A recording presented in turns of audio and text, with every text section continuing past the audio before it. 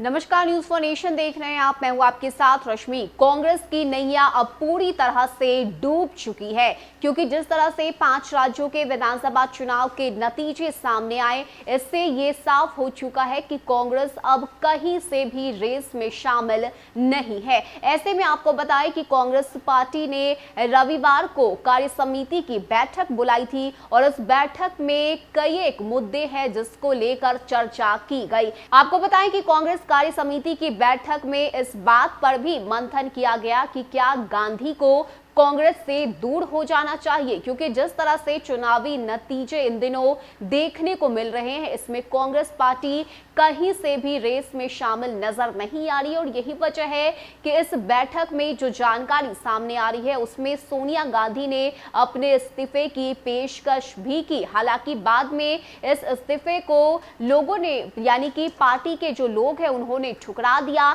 लेकिन कई एक ऐसे मुद्दे हैं जिसको लेकर इस कार्य समिति की बैठक में चर्चा की गई है। एक एक करके आपको बताते हैं कि आखिर इस बैठक में क्या हुआ और किन किन बातों को लेकर चर्चा की गई, मंथन किया गया और चुनावी नतीजे को देखते हुए क्या कुछ आगे की रणनीति कांग्रेस पार्टी की तरफ से बनाई गई है। बता दें कि कांग्रेस अध्यक्ष सोनिया गांधी ने 5 राज्यों के चुनाव में हार के बाद कांग्रेस कार्य समिति की बैठक रविवार को बुलाई है। बता दें कि पराजय को लेकर नेतृत्व हो रहे चौतरफा हमला की बात उठाते हुए उन्होंने कहा कि पार्टी को लगता है कि गांधी परिवार का हट जाना कांग्रेस के हित में है, तो वे तीनों यानी कि सोनिया गांधी, राहुल गांधी और प्रियंका गांधी कोई भी कुर्बानी देने के लिए तैयार है। बता दें कि कार्य समिति की बैठक में इस पेशकश को ठुकराते हुए सोनिया के नेतृत्व में विश्वास जताया और पार्टी की मौजूदा हार को देखते हुए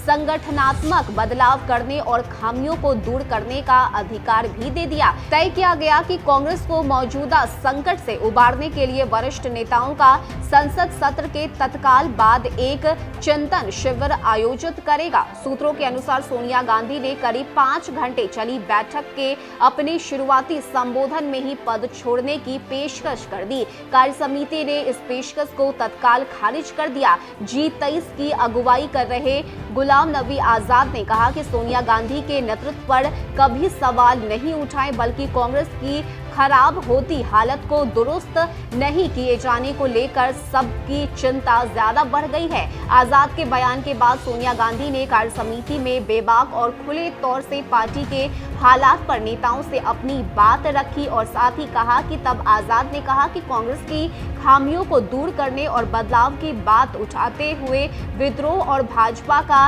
एजेंट करार दिया गया, जबकि सच्चाई यह है कि जिन लोगों ने हमें भाजपा का एजेंट बताया वे खुद भाजपा में चले गए।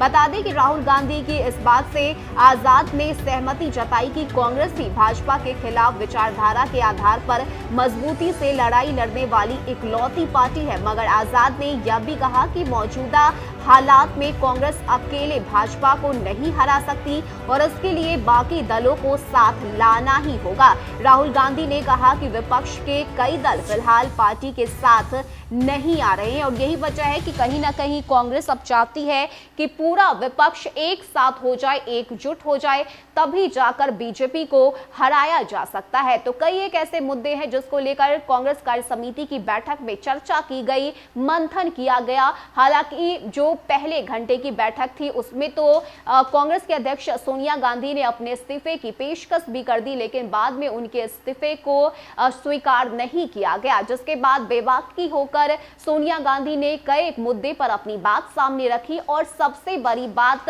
इस बैठक में ये तय की गई है कि अब भी विपक्ष के लोग कांग्रेस पार्टी के साथ नहीं है। ऐसे में कांग्रेस पार्टी को इसी विचारधारा पर काम करते हुए विपक्ष के लोगों को अपने खेमे में करना होगा, तभी जाकर वो आगे बीजेपी को हरा सकते हैं। ऐसे में अब देखने वाली बात होती है कि आगे कांग्रेस पार्टी की तरफ से क्या कुछ चाल चली जाती है और किस तरह से विपक्ष को एकजुट करने के लिए रणनीति कांग्रेस पार्टी बनाती है। फिलहाल के लिए इतना ही। ज्यादा अपडेट के लिए आप बने रहिए न्यूज फॉर नेशन के साथ। नमस्कार।